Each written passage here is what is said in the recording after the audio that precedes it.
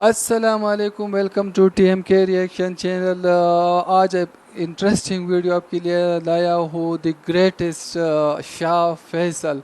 कौन नहीं जानता है जो इस्लामाबाद में भी फैसल मस्जिद है, ये भी उसी के नाम पर है, उसी ने बनाया था। और एक ऐसा दलेर बादशाह जो हमें देखने के बहुत बहुत कम मिलते हैं, जैसे भट्टू साहब थे और ज़ियाउल हक साहब थे, तो ये भी उन ही की तरह था। उस का हिस्ट्री पर आज एक वीडियो लाए में हम। बहुत इंफॉर्मेटिव वीडियो है, इंटरेस्टिंग वीडियो है। मैंने देखी पूरी वीडियो, आप देखो तो उसके बारे में अरब में ऐसा दलेर शख्स आपने नहीं देखा होगा। तो चलो हम अपना रिएक्शन देंगे और वीडियो प्ले करते हैं। सऊदी अरब का बादशाह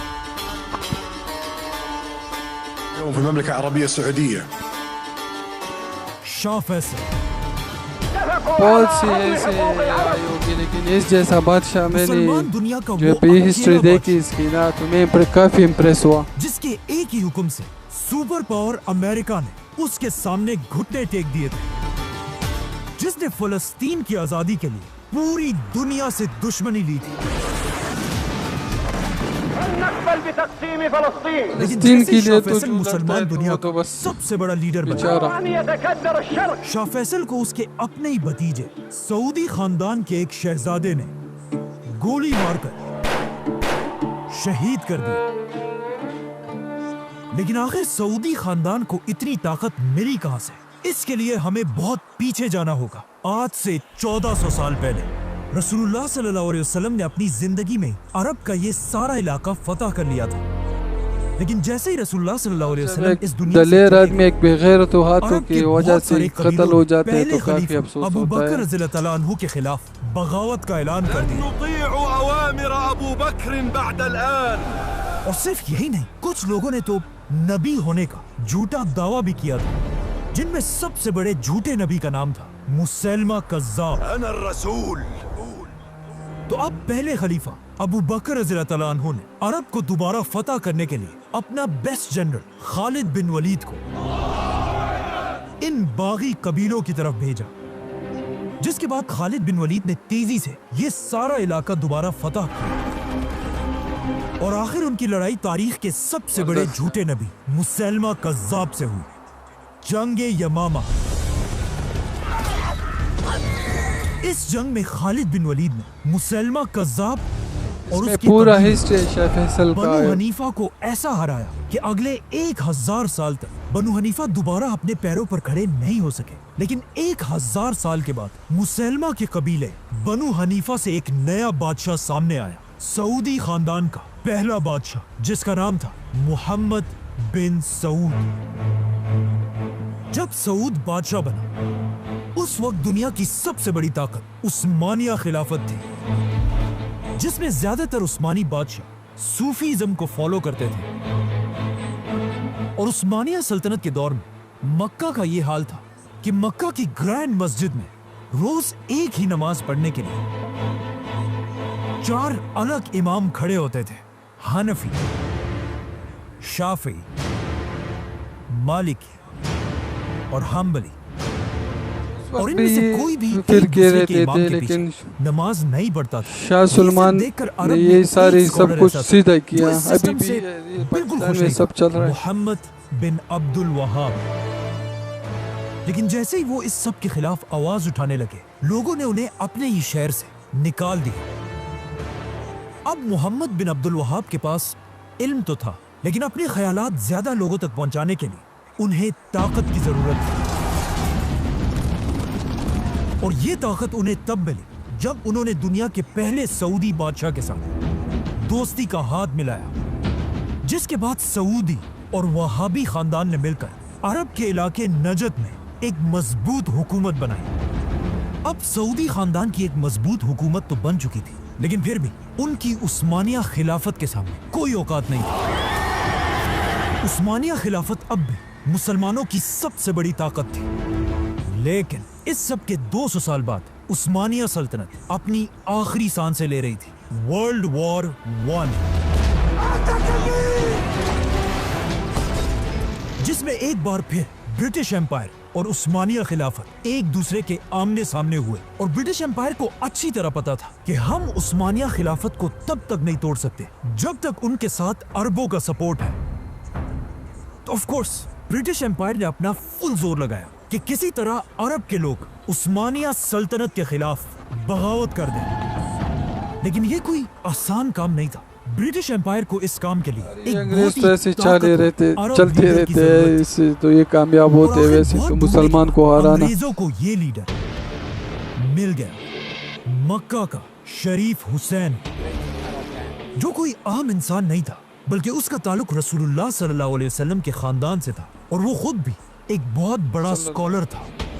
ब्रिटिश एम्पायर ने शरीफ हुसैन और अरब के लोगों के साथ एक वादा किया कि अगर हम उस्मानिया सल्तनत से ये जंग जीत गए, हम दुनिया से खिलाफत खत्म नहीं करेंगे बल्कि हम तुर्कों से खिलाफत छीनकर वापस अरबों को मुसलमानों का खलीफा बनाएंगे। ये सुनकर ऑफ कोर्स अरब के लोग बहुत खुश हुए और उन्होंने ब्रिटिश एम्पायर के साथ मिलकर उस्मानिया सल्तनत के खिलाफ बगावत कर दी।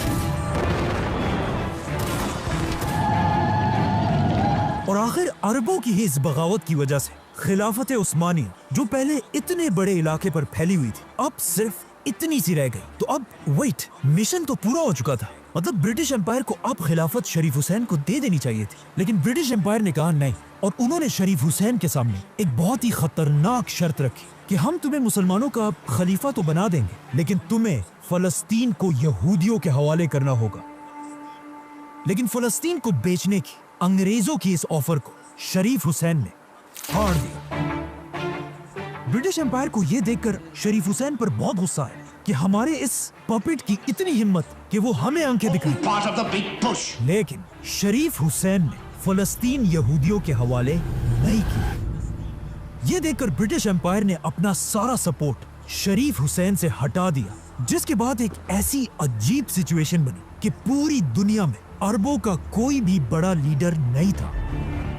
और ये सब देखकर इस मौके का सबसे बड़ा फायदा एक जवान अरब लीडर ने उठाया, सऊद खानदान का किंग अब्दुल अजीज। अब अब्दुल अजीज शरीफ हुसैन से बिल्कुल ऑपोजिट था। उसे कोई परवाह नहीं थी कि अगर दुनिया से खिलाफत खत्म होती है तो होने दो, अगर फलस्तीन यहूदियों को मिलता है तो मिलने दो। उसे सिर्फ अरब का बादशाह बनना था और अंग्रेजों को भी बिल्कुल ऐसे ही एक सेल्फिश मुसलमान लीडर की जरूरत थी जो सिर्फ अपना सोचे और बाकी मुसलमानों की उसे कोई परवाह ना हो।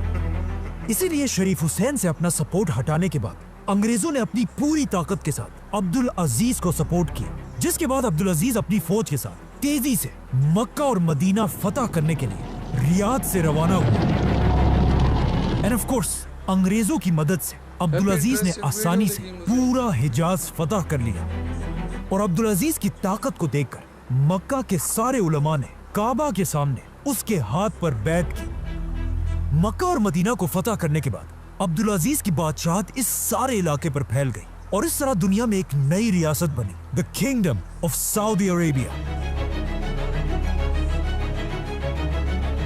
اليوم في المملكة العربية السعودية और अब्दुल अजीज इसका पहला बादशाह। सबसे पहले किंग अब्दुल अजीज ने सऊदी अरब को दो बड़े हिस्सों में डिवाइड किया। एक हिस्सा नजद, जिसमें सऊदी खानदान का कैपिटल रियाद था, जिसका गवर्नर उसने अपने बड़े बेटे सऊद बिन अब्दुल अजीज को बनाया, और दूसरा हिस्सा हिजाज, जहां इस्लाम की सबसे होली साइट्स थी, मक्का और मदीना। और यहाँ का गवर्नर बादशाह ने अपने दूसरे बेटे को बनाया, प्रिंस फैसल।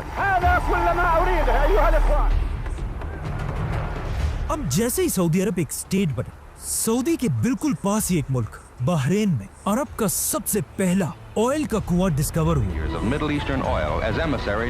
ये देखकर अब्दुल अजीज ने भी अपने अंग्रेज दोस्तों के साथ मिलकर सऊदी अरब में तेल ढूंढना शुरू किया, लेकिन अगले 6 साल तक ढूंढने के बाद भी उन्हें ऑयल का एक कतरा भी नहीं मिला। इन्हीं अंग्रेज साइंटिस्ट ने बाद में अपनी किताब में लिखा है कि एक दिन अरब के डेजर्ट से एक गरीब आदमी उनके पास आया और हमें हाथ से पकड़कर सऊदी अरब के इलाके दमाम की तरफ लेकर गए और हमें कहा यहाँ पर ढूंढो, वो तुम्हें यहीं पर मिलेगी। जो चीज तुम्हें चाहिए वो तुम्हें यहाँ मिलेगी। और इस तरह सऊदी अरब ने दुनिया की सबसे बड़ी ऑयल की डिस्कवरी हुई। the world's largest supplier of oil. Now जैसे ही सऊदी में ऑयल की डिस्कवरी हुई, अब्दुल अजीज की किस्मत इतनी अच्छी थी कि उसके सिर्फ 1 साल बाद दुनिया की सबसे बड़ी जंग शुरू हुई, वर्ल्ड वॉर 2।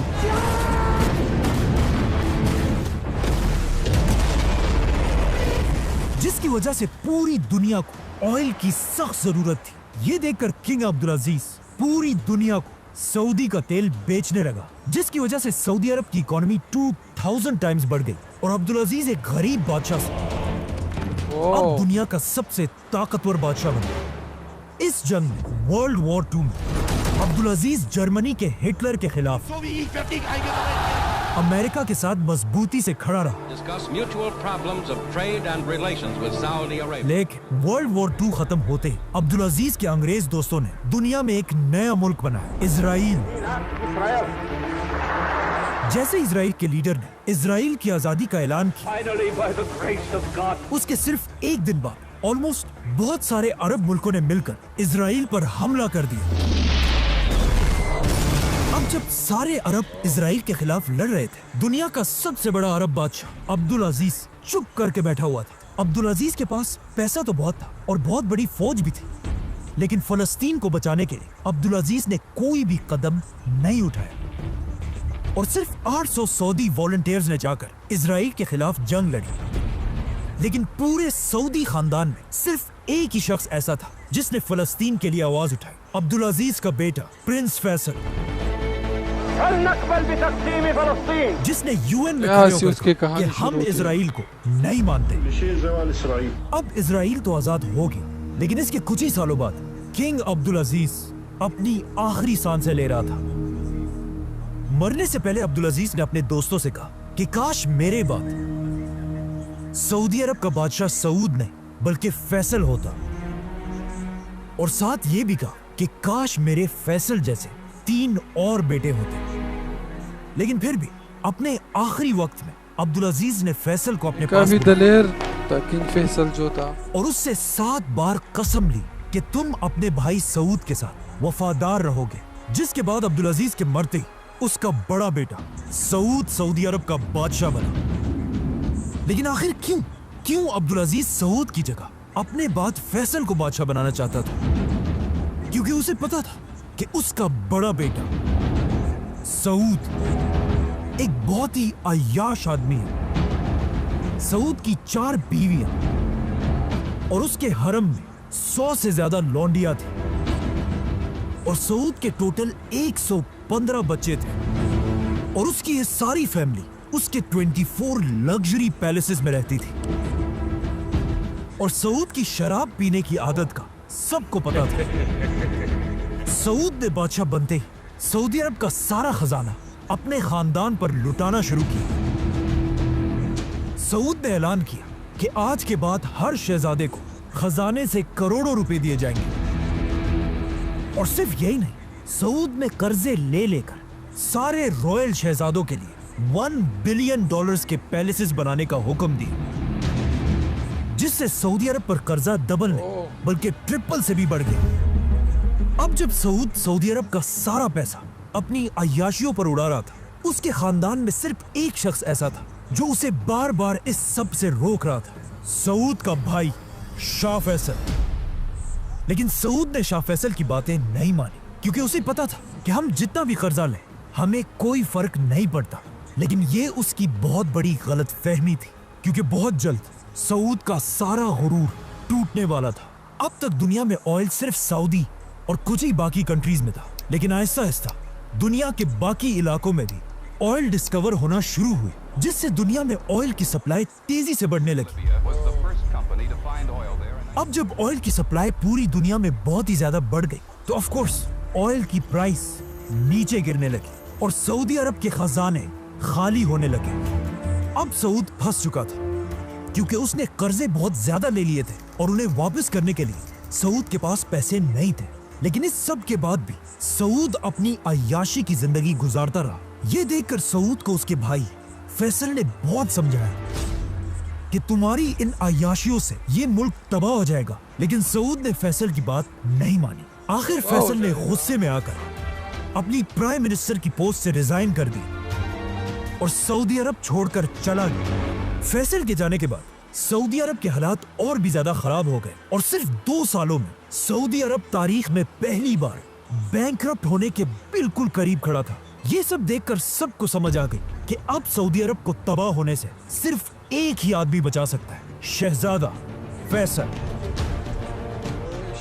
ये देखकर सऊदी खानदान और वहाबी खानदान ने मिलकर फैसल के सामने हाथ जोड़े कि आप प्लीज अपने भाई सऊद को हटाकर खुद सऊदी अरब के बादशाह बन जाएं, वरना ये मुल्क तबाह हो जाएगा। अब आप ही हमारी मदद कर सकते। लेकिन फैसल ने कहा नहीं, मैं ऐसा नहीं कर सकता, क्योंकि फैसल को वो दिन याद था जब उसने अपने बाप अब्दुल अजीज के सामने कसम खाई थी कि वो हमेशा सऊद के साथ वफादार रहेगा। इसीलिए फैसल ने कहा कि नहीं, बादशाह सऊद ही रहेगा, मैं उसके अंडर प्राइम मिनिस्टर बनकर सऊदी अरब को बचाने की कोशिश करूंगा। सऊद ने फैसल की ये ऑफर एक्सेप्ट कर ली और सारी ताकत प्राइम मिनिस्टर फैसल के हवाले कर दी।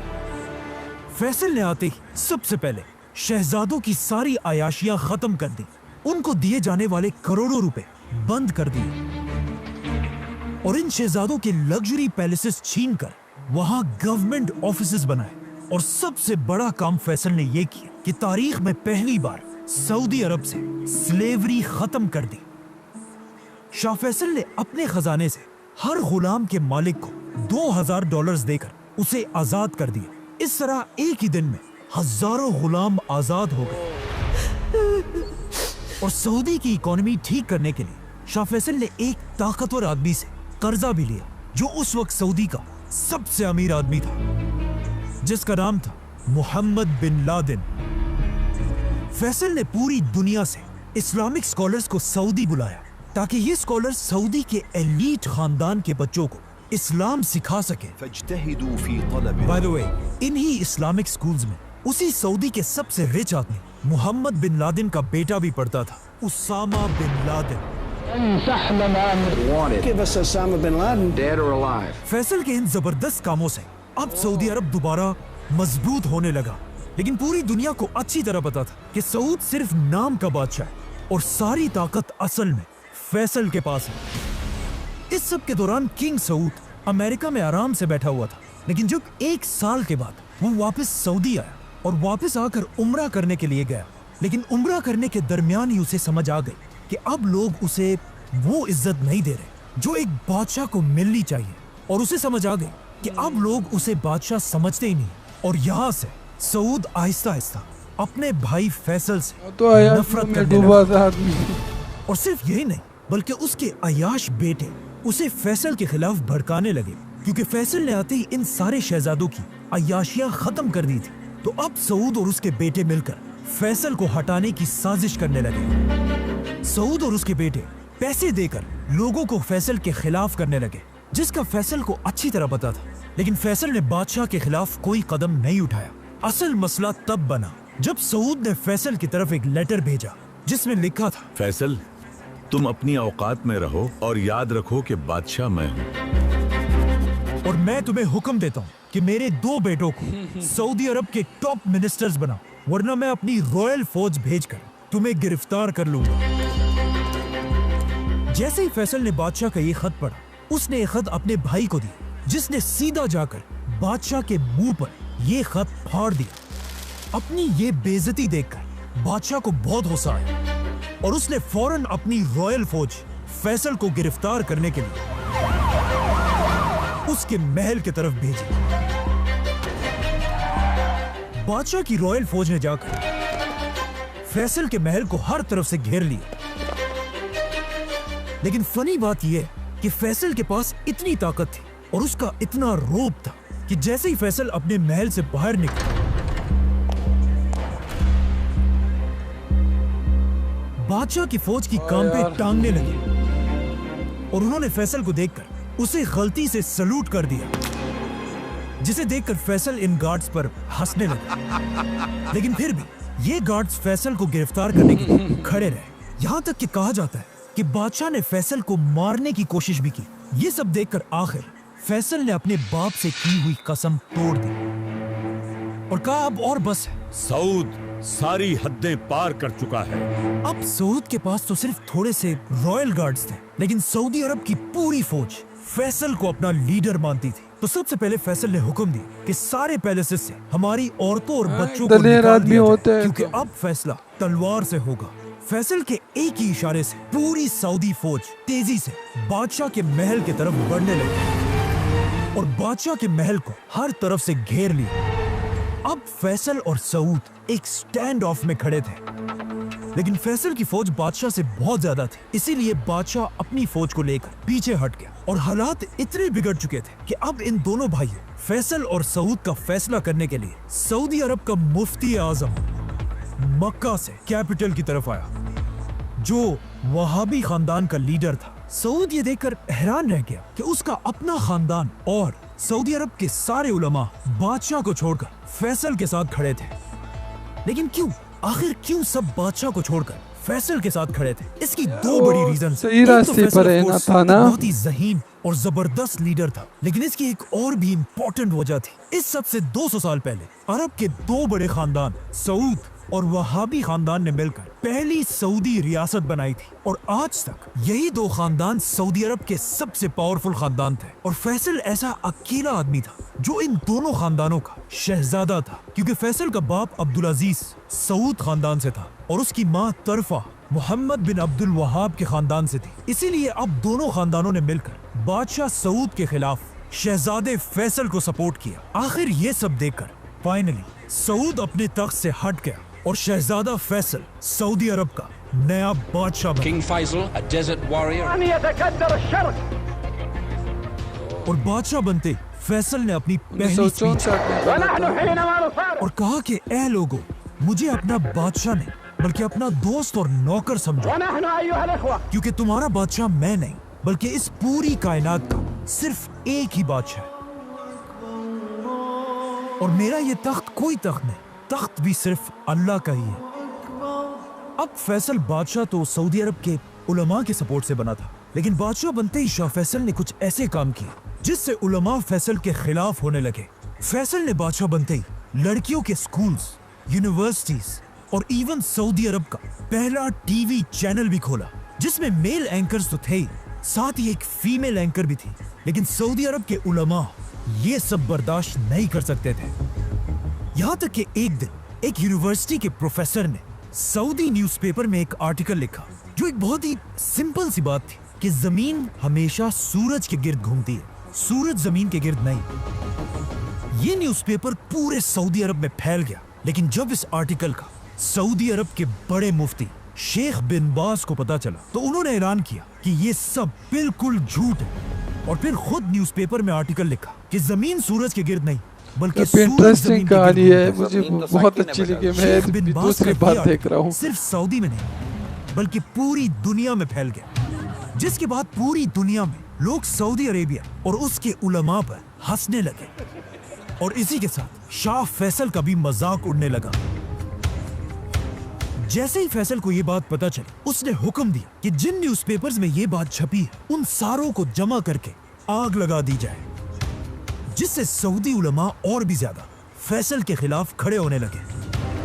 बाय द वे, इस सब के 20 साल बाद एक सऊदी शहजादा पहली बार स्पेस गया और वहां उसने खुद अपनी आंखों से दुनिया को घूमते हुए देखा और वापस आकर उसने ये बात मुफ्ती आजम को बताई, जिसके बाद शेख बिन बाज ने अपनी गलती एक्सेप्ट की और उस पर सबसे माफी मांगी। इन शॉर्ट, उस जमाने के सऊदी उलमा इतना सख्त थे कि उन्होंने इवन वनीला आइसक्रीम को भी हराम कह दिया था।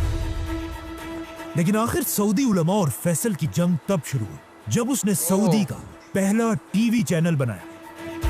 एंड ऑफ कोर्स सऊदी उलमा तो टीवी को हराम समझते थे, तो वो हर तरफ टीवी के खिलाफ प्रोटेस्ट करने लगे।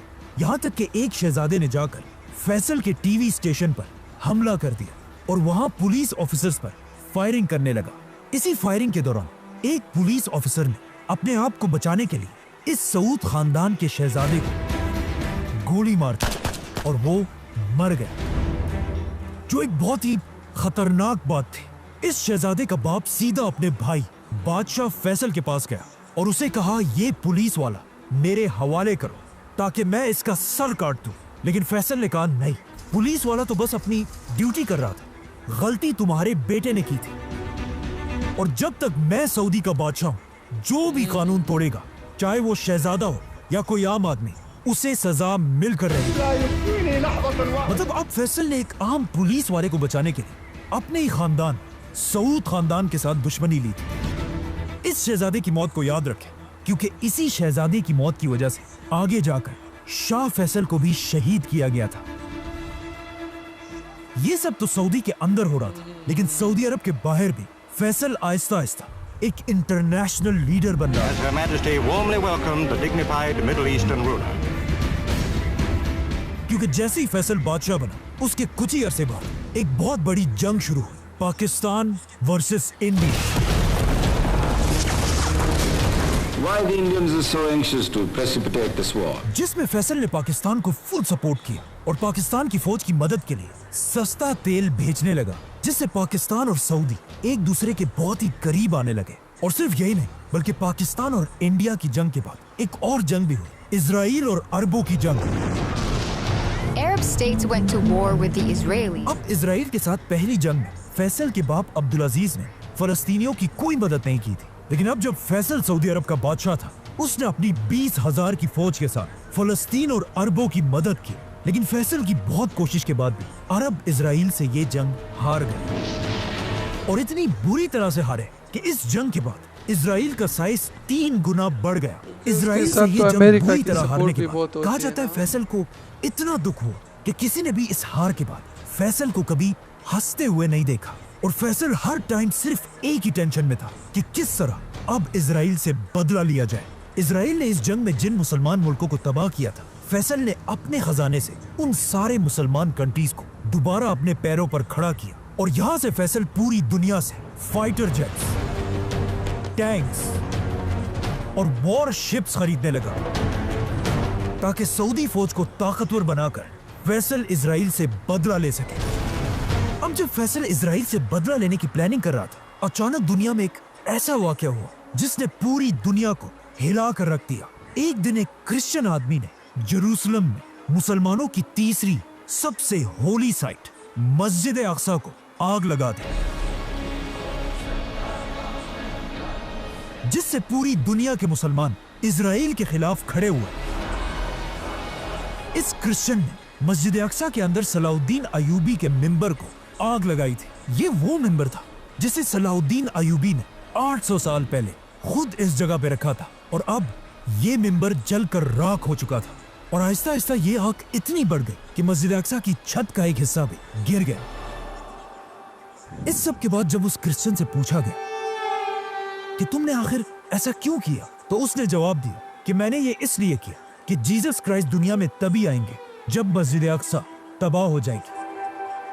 लेकिन अब इजराइल की हुकूमत की डिठाई देखे कि मस्जिद अक्सा को आग लगाने के बाद भी इजराइल की अदालत ने इस आदमी को कोई सजा नहीं दी, और कहा कि यह आदमी कोई टेररिस्ट नहीं बल्कि एक पागल है। लेकिन अब अगर यही सब किसी मुसलमान ने किया होता, तो पूरी दुनिया ने मिलकर उसे टेररिस्ट कहना। Islam does not deserve to call itself a religion of peace. Islam is not a religion of peace. मतलब हमारा टेररिस्ट टेररिस्ट और तुम्हारा टेररिस्ट पागल। अब जब इस आदमी को कोई सजा नहीं मिली, पूरी दुनिया के मुसलमान हर जगह इजराइल के खिलाफ प्रोटेस्ट करने लगे, और सारे मुसलमान इस वक्त दुनिया में सिर्फ एक ही लीडर की तरफ देख रहे थे, सऊदी अरब के शाह फैसल। तो अब ये सब देखकर फैसल ने पूरी दुनिया के मुसलमान लीडर्स को एक जगह जमा होने का हुक्म दिया, और इसी कॉन्फ्रेंस में एक इस्लामिक ऑर्गेनाइजेशन बनाने का ऐलान हुआ, जिसका नाम था OIC, जिससे ऑफ कोर्स फैसल मुसलमान दुनिया का सबसे बड़ा लीडर बना। OIC उस वक्त से बना है। मौका मिल चुका था कि वो पूरी दुनिया के मुसलमानों को इजराइल के खिलाफ यूनाइट करे।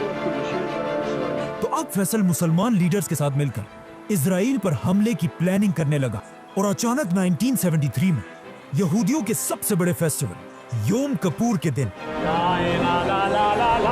अरब फौजों ने इजराइल पर सरप्राइज हमला कर दिया।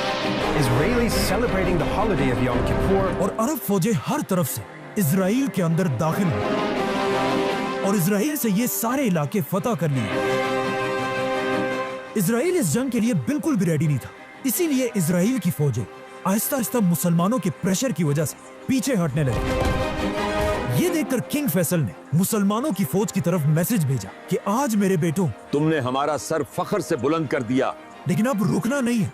इजराइल के खिलाफ आगे बढ़ते रहो। ऐसा लग रहा था कि मुसलमान अब कुछ ही दिनों में इजराइल को बिल्कुल क्रश कर देंगे। लेकिन यहाँ इजराइल की मदद के लिए वो आया जिसका फैसल को डर था, super power America. The United States has stood by the side of Israel. अरब की फौज से डरकर इजराइल की प्राइम मिनिस्टर ने अमेरिका से मदद की भीख मांगी और अमेरिका से रिक्वेस्ट की कि फौरन हमें $1 बिलियन की एड भेजी जाए, जिस पर अमेरिका ने जवाब दिया कि $1 बिलियन नहीं, ये लो $2 बिलियन और जाकर इन अरबों को सबक सिखाओ। इसके साथ अमेरिका ने इजराइल को फाइटर जेट हुआ है ना और मशीन गन्स भी भेजी और अमेरिका की इस मदद से इजराइल दोबारा अरब फौजों को पीछे धकेलने लगा। अब जब इस सब का मुसलमानों के लीडर किंग फैसल को पता चला, इस वक्त मुसलमानों का लीडर किंग फैसल अपने ऑफिस में बैठा हुआ था जब उसे अमेरिका की इस बदमाशी का बताया गया। फैसल को अमेरिका की इस हरकत पर इतना गुस्सा आया कि फैसल ने उसी वक्त अपना फोन उठाया और कहा फौरन ऑयल मिनिस्टर को मेरे सामने हाजिर किया जाए। जैसे ही ऑयल मिनिस्टर फैसल के पास पहुंचा, उस वक्त रात के 8 बज रहे थे और इनकी मीटिंग शुरू हुई। लेकिन ऑयल मिनिस्टर ने फैसल से कहा कि सऊदी के सारे टीवी चैनल्स 9 बजे बंद हो जाते हैं, तो अगर आपने कोई फैसला करना है तो अभी इसी वक्त करना होगा। जिस पर फैसल ने थोड़ा सोचा और कहा, लिखो, मैं सऊदी अरब का बादशाह फैसल बिन अब्दुल अजीज ये हुक्म देता हूं कि अमेरिका के तरफ भेजे जाने वाले सारे ऑयल को रोक दिया जाए और आज के बाद अमेरिका को अरब की तेल का एक खतरा भी नहीं मिलेगा। अरब में जिसके पास भी ऑयल था, उन सब ने फैसल के हुक्म पर लब्बैक कहा और अमेरिका की तरफ तेल भेजना बंद कर दिया। और अमेरिका खत्म, बाय बाय, टाटा, गया। क्योंकि अमेरिका अपना 80% ऑयल अरब कंट्रीज से खरीदता था। यह अमेरिका के लिए इतना बड़ा धचका था कि वर्ल्ड वॉर 2 के बाद अमेरिका की इकोनॉमी इतनी तेजी से कभी नहीं गिरी थी। लेकिन फिर भी अमेरिका ने अपने दोस्त इजराइल का साथ नहीं छोड़ा और अमेरिका की मदद से इजराइल अरबों से ये जंग जीत गया। जिसके बाद ऑफ कोर्स अमेरिका ने फैसल से कहा कि अब जंग खत्म हो चुकी है, तो अब ऑयल की ये पाबंदी खत्म कर दो। लेकिन फैसल इतना गुस्से में था कि उसने कहा, नहीं, जब तक तुम इजराइल को सपोर्ट करोगे तब तक मैं तुम्हें तेल नहीं बेचूंगा। और यहां से फैसल ने अमेरिका बल्कि पूरी दुनिया को अपनी असल ताकत दिखाई। फैसल ने अरब ऑयल को एक वेपन में बदल दिया, जिससे अमेरिका की इकोनॉमी बिल्कुल टूट गई। अमेरिका में लोगों के पास गाड़ियां चलाने के लिए भी तेल नहीं था, बल्कि पेट्रोल स्टेशंस में बड़ा बड़ा लिखा होता था कि तेल को छोड़ो, गॉड को याद करो। और अमेरिका जैसी सुपर पावर कंट्री में पहली बार लोड शेडिंग और ब्लैकआउट्स होने लगे और लोग दोबारा कैंडल्स और लकड़ियां जलाने लगे। अमेरिका में 5 लाख लोगों की जॉब्स चली गई।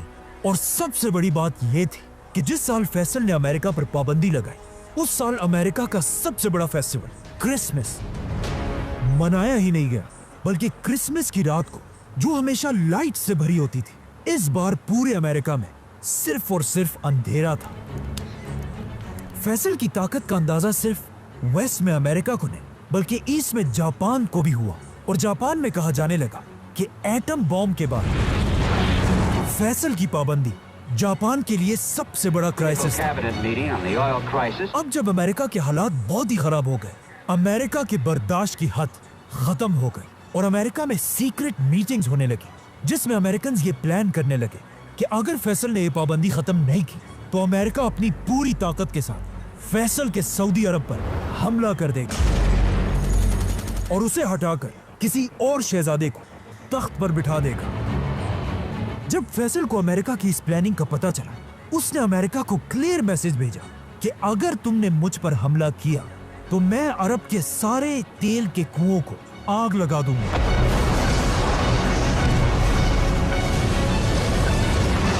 जिससे तुम्हारा अमेरिका तबाह हो जाएगा। यह सुनकर अमेरिका ने फैसल से कहा कि अगर तुम ऐसा करोगे तो तुम्हारा क्या होगा। जिस पर फैसल ने कहा कि हम तो हमेशा से डेजर्ट के गरीब लोग थे, हम पहले भी ऊंटों और खजूरों से गुजारा करते थे और अब भी दोबारा वही करेंगे, लेकिन तुम लोग तेल के बगैर जिंदा भी नहीं रह सकोगे। जिसके बाद फैसल ने अपनी फेमस स्पीच की और कहा, ए लोगों, मैं वो बादशाह नहीं हूँ जो ऑफिस में बैठकर टेलीफोन पर जंग करे, बल्कि जब जंग का वक्त आएगा तुम सब मुझे फौज के फ्रंट पर देखोगे। और मुझे पता है कि हमारे इन खतरनाक फैसलों से ऐसे बादशाह मिले ना वेस्ट और यार ये बेचारे फिर ज्यादा सब हम पर या गुस्सा तो है। जेलों में बंद होते। लेकिन मुझे इस सब की कोई परवाह नहीं। फलस्तीन की आजादी के लिए हम हर हद तक जाएंगे। अगर पूरी अरब दुनिया मिलकर इजराइल को एक्सेप्ट कर ले, तब भी मैं अकेला इजराइल को कभी नहीं मानूंगा। अब पहली बार ऐसा लग रहा था कि उस्मानिया खिलाफत के टूटने के बाद एक बार फिर पूरी दुनिया के मुसलमान यूनाइट हो गए हैं और इनका लीडर है फैसल। मुसलमानों की इसी यूनिटी को इसके कुछ ही अरसे बाद OIC की सबसे बड़ी कॉन्फ्रेंस में देखा गया, जो पाकिस्तान के शहर लाहौर में थी। और मुसलमान दुनिया के सारे बड़े लीडर्स गद्दाफी, भुट्टो, शेख मुजीब, यासिर अरफात सब शामिल थे, जहां पहली बार एक इस्लामिक एटम बॉम्ब की बात की गई। सब दलेर थे। इसी कॉन्फ्रेंस में एक बहुत ही फेमस पिक्चर ली गई, जिसमें सारे बड़े लीडर्स मिलकर एक मस्जिद में बैठे हुए हैं। लेकिन अजीब बात यह है, इस पिक्चर में जितने भी लीडर्स हैं उन सबको एक एक करके आगे जाकर मार दिया गया। जैसे ही फैसल OIC की मीटिंग से वापस आया, फैसल की ताकत इतनी बढ़ चुकी थी कि आखिर अमेरिका ने फैसल के सामने घुटने टेक दिए और अमेरिका ने फैसल के कहने पर इजराइल पर प्रेशर डालना शुरू किया कि वो अरबों के साथ डील कर ले। जिसके बाद अमेरिका, यूरोप, जापान सब मिलकर फैसल के सामने हाथ जोड़कर तेल की भीख मांगने लगे। तो अब जब फैसल की डिमांड्स पूरी हो गई, उसने अमेरिका से पाबंदी हटा दी। लेकिन पाबंदी हटाने के बाद भी तेल की प्राइस नीचे नहीं आई। इसीलिए फैसल के दौर में सऊदी की इकोनॉमी तेजी से बढ़ने लगी। जब फैसल सऊदी अरब का बादशाह बना, तब यहाँ की इकोनॉमी सिर्फ $2 बिलियन थी, लेकिन अब फैसल ने उसे $2 बिलियन से $50 बिलियन तक पहुंचा दिया था। कहा जाता है सऊदी अरब में प्रॉपर्टी की प्राइसेस हर हफ्ते डबल होती रहती थी और सऊदी अरब में कंस्ट्रक्शन इतनी तेजी से हो रही थी कि लोग सीमेंट कश्तियों में नहीं बल्कि हेलीकॉप्टर्स में मंगवा रहे थे। और यहीं से सऊदी अरब के लोग दुनिया के सबसे अमीर लोग बने। अब जब फैसल अपनी ताकत की पीक पर था, कहा जाता है कि ये स्पीच उसकी जिंदगी की आखिरी स्पीच थी। हम किस चीज का इंतजार कर रहे हैं? दुनिया की गैरत जागने का। कहाँ है दुनिया की गैरत? ऐ मेरे भाइयों, मस्जिद अक्सा तुम्हें बुला रही है, तुम्हारी मदद के लिए रो रही है। हम किस चीज से डर रहे हैं? मौत से। इससे ज्यादा अच्छी मौत और क्या हो सकती है? जो अल्लाह के राह में लड़ते हुए आए। और मेरी अल्लाह से दुआ है कि अगर मेरे हाथों से फलस्तीन आजाद नहीं होता तो मुझे इस दुनिया में एक लम्हे के लिए भी जिंदा ना रखे। और ए अल्लाह, मुझे शहादत की मौत दे। और इसके कुछ ही अरसे बाद जब फैसल एक मजलिस में बैठा हुआ था, एक आदमी ने फैसल को गोली मार दी। लोग शाह फैसल को उठाकर हॉस्पिटल लेकर गए, जहां कहा जाता है फैसल के आखिरी अल्फाज ये थे कि मैं अपने कातिल को यार दलेर। फैसल की शहादत की खबर पूरी दुनिया ये उस वक्त पर रह जाता तो और हर शायद तरफ फलस्तीन का लोग कुछ रोने हो लगे। जाता, क्योंकि इसने तो ठान लिया और था। दुनिया के सारे लीडर्स फैसल के जनाजे के लिए सऊदी अरब पहुंचे, जिसके बाद बादशाह फैसल की नमाजे जनाजा पढ़ाई गई। जब जब फैसल को दफनाने के लिए ले जाया जा रहा था, लोग उसकी गाड़ी को घेर कर चीख चीख कर रो रहे थे। और ये सारा कुछ उसी टीवी चैनल पर दिखाया जा रहा था जिसे फैसल ने शुरू किया था। और एंकर रो रो कर कह रहा था कि आज पूरी उम्मत मुस्लिमा का बाप मर चुका है। और इस तरह बादशाह फैसल को दफना दिया गया। अब जिस आदमी ने फैसल को मारा था वो कोई और नहीं बल्कि फैसल के अपने भाई का बेटा था। इसीलिए जब वो गन लेकर शाह फैसल की तरफ जा रहा था, किसी ने उसे नहीं रोका क्योंकि वो खुद भी एक शहजादा था। और जैसे ही फैसल अपने भतीजे से मिलने के लिए उसके पास गया, फैसल के भतीजे ने उसके सर पर 2 गोलियां मारी और फैसल को शहीद कर दिया। शाह फैसल को मारने के बाद जब उसके भतीजे से पूछा गया कि तुमने आखिर क्यों ऐसा किया, तो उसने एक बहुत ही स्टूपिड और अजीब जवाब दिया। उस शहजादे ने कहा, आज से 10 साल पहले मेरे एक भाई ने फैसल के बनाए हुए टीवी स्टेशन पर हमला किया था, जिसके बाद पुलिस वालों ने मेरे भाई पर फायरिंग करके उसे मार दिया था। और मुझे गुस्सा तब आया जब फैसल ने मेरे भाई का बदला लेने के बजाय उस पुलिस वाले को माफ कर दिया। और आज मैंने 10 साल बाद फैसल को मारकर अपने उसी भाई का बदला पूरा कर दिया। अब क्वेश्चन ये है कि इस शहजादे को अपना भाई 10 साल बाद कैसे याद आया, और पिछले 10 साल से ये शहजादा था किधर? ये शहजादा पिछले 10 साल से अमेरिका में एक अय्याशी की जिंदगी गुजार रहा था और वहाँ क्लब्स, ड्रग्स और गर्लफ्रेंड्स पर अपने सारे पैसे उड़ा रहा था। बल्कि ये इतना अय्याश था कि एक बार अमेरिका में इस शहजादे को ड्रग्स यूज करने पर गिरफ्तार भी किया गया था।